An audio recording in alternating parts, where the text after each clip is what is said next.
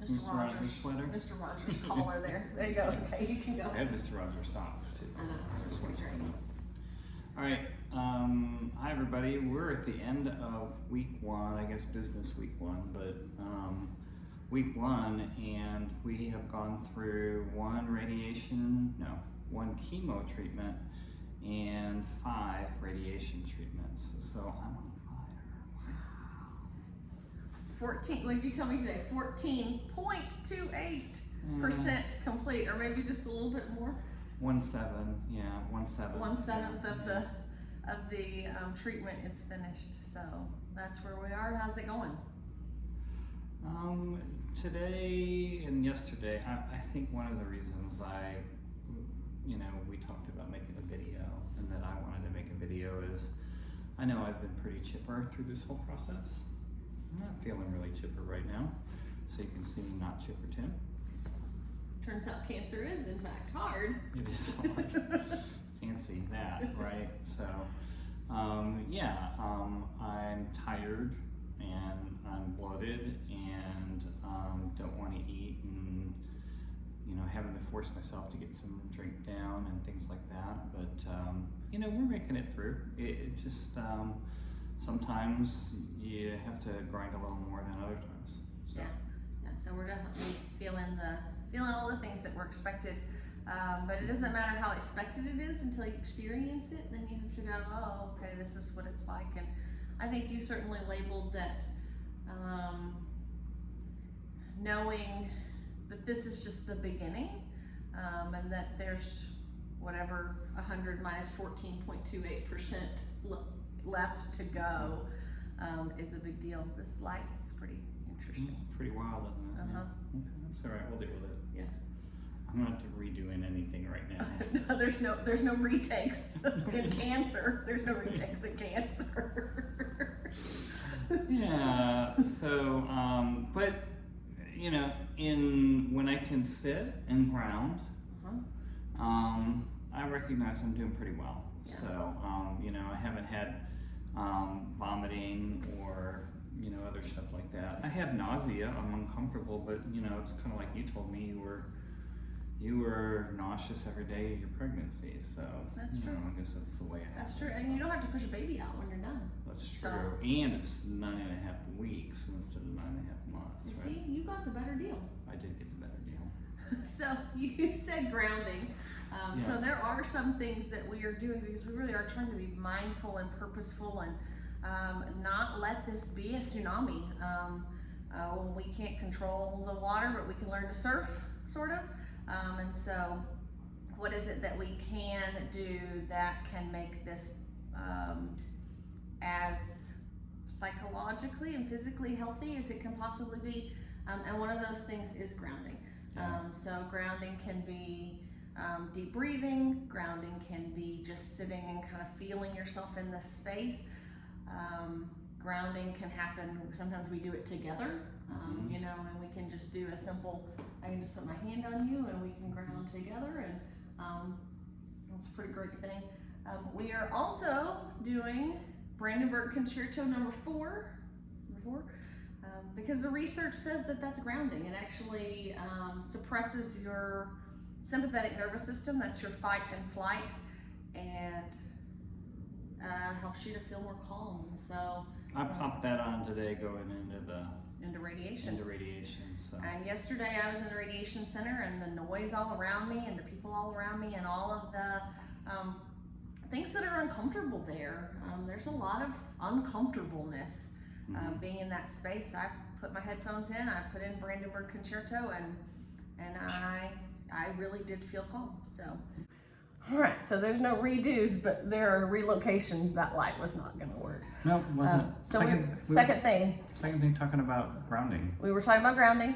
The second thing that we're doing is labeling what we're experiencing. Oh, yeah, second. Yeah. Acceptance. Yeah. Sorry. Acceptance.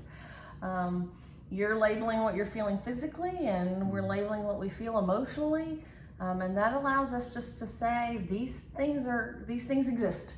You feel nauseous. I feel nervous. I want to let you know that I'm not having a great day today.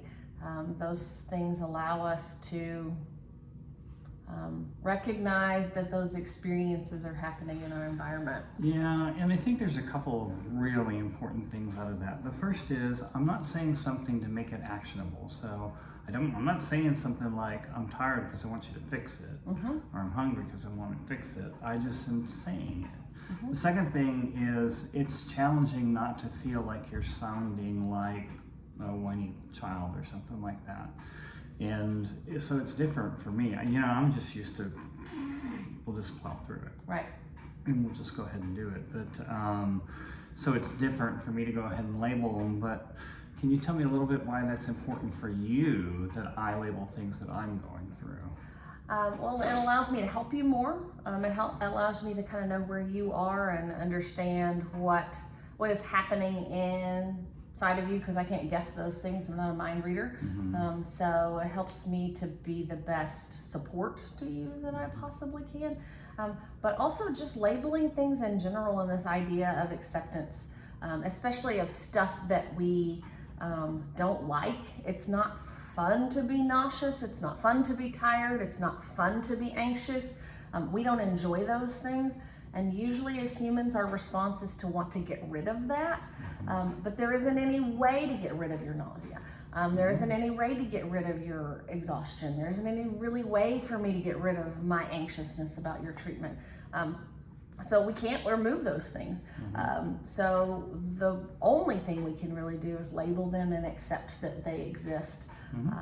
That allows us to interact with those things differently, so that they're not just kind of sitting on top of us and making us miserable, but we can label that they exist and then kind of move away from them. Yeah, and once you've labeled them, it kind of brings us into the third piece of what we're doing, which is action. Yep.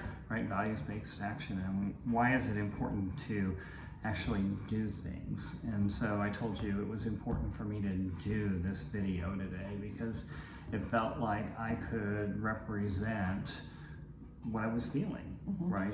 That kind of thing. What else have we done as part of this process? So we have a certain list of things that we do every day. You have a kind of a checklist that you're following. So we walk every day. You do your exercises every day. You get your water every day. We snuggle every day. That's a big part of. We do our gratitudes every day. Gratitude every day. Yeah. We do those things because those are important to us, because we have identified that those things meet our values, that they make us proud of the people that we are. So we're willing to get. It's not easy for you to walk right now.